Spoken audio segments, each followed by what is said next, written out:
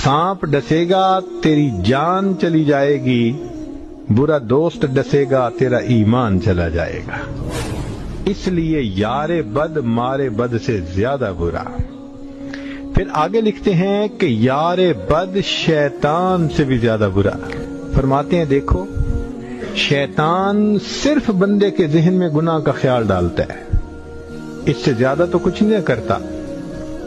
इसलिए क़यामत के दिन शैतान कहेगा कि अल्लाह मैंने तो इनको गुनाहों के सिर्फ ख्याल डाले थे, ये अमल न करते, मजबूर तो नहीं किया था।